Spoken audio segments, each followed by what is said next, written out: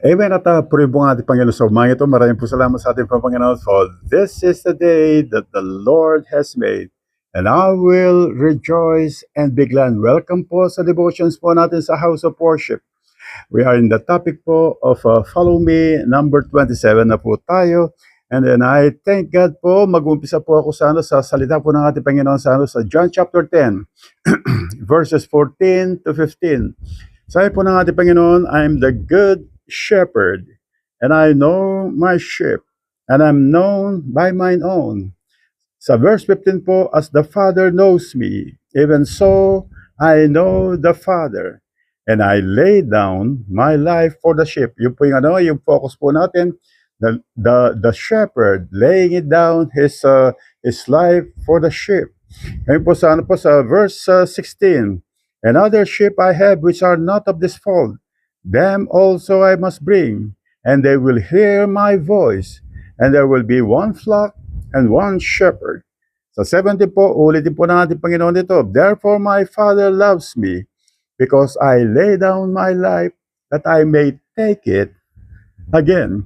Ngayon po, tingnan po natin yung word po ng ating Panginoon dito, I lay down my life for the sheep.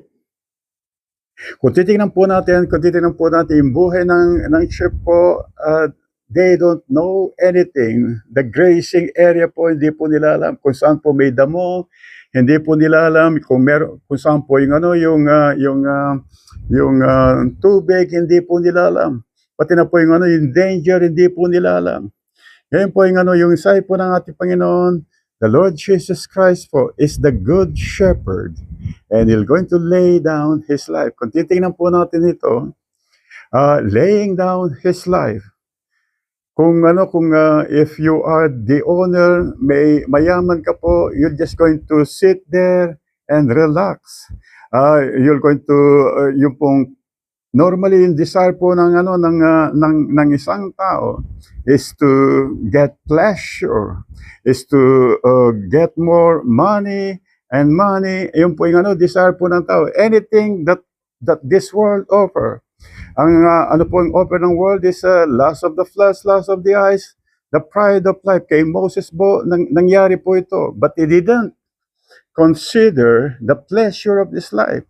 He considered the purpose of his life para po sa ating pong Panginoon. And the Lord Jesus Christ po, siya po yung pinaka model po natin, is laying down his life. Tingnan po natin po. The shepherd po, he compared himself, the good shepherd po, he's going to lead the sheep po to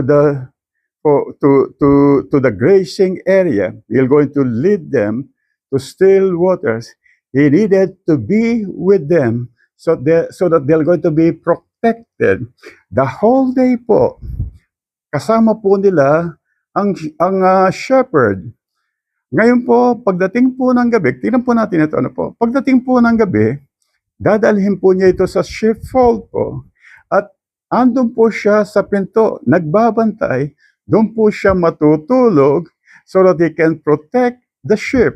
Kung titingnan po natin, the whole life po ng isang shepherd is with the sheep. Bakit po? Because kapag wala po siya sa kanyang mga tupa, ang kanyang pong mga tupa ay mamamatay. They don't know where to be in the grazing area, kung saan po yung merong grass, hindi po nila alam kung saan po yung may tubig, hindi po nila alam kung merong panganib. So the whole life po ng isang shepherd, hindi po para sa kanya. He laid down his life for the sheep because the sheep needed him the whole time po. He is in the morning po, in the afternoon, midday po, kasama po nila ang pastor. Kasama ng mga tupang ang pastor. Ngayon po, pagdating po ng gabi, they needed protection po. Andun din po ang pastor. And I think kailangan pong umakita po natin because the shepherd knows kapag wala po siya, mamamatay po ang kanyang mga tupa. And I think ito rin po ang ang ginagawa po ng ating pong Panginoon sa bawat isa sa atin. Ngayon po, now that we are, came through, we have accepted the Lord Jesus Christ, we are the sheep of God, of our Lord Jesus Christ. And yung pong gagawin po niya, He'll going to be with us. He'll going to lead us to green pastures. He'll going to lead us to righteousness. Yung pong buhay po natin, the whole time po, yung pong buhay po natin, kasama po natin ang ating Panginoon. He'll going to lead us. At pagdating po ng gabi, tayo po ay matutog. He is there also protecting you. Ito po yung God laid down His life for the sheep, and He laid down His life to each and everyone. Bakit po? We needed the Lord Jesus Christ. Apart from the Lord Jesus Christ, we cannot do anything po. Wala pong mangyayari sa atin. Only the Lord Jesus Christ will going to lead us to life.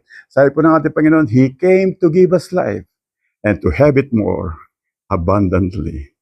I needed the Lord Jesus Christ. You needed the Lord Jesus Christ. Apart from the Lord Jesus Christ, we're going to all perish. And I praise God. The Lord Jesus Christ is with us from here on unto eternity po. At maraming po salamat sa ating po Panginoon sa lahat po yung mga nasa live streaming, sa lahat pa po na makapanood po ng live streaming na ito. Pagpalain po kayo ng ating Panginoon sa araw po ito, sa mga susunod pa pong mga araw. And glory to God po. Glory to God.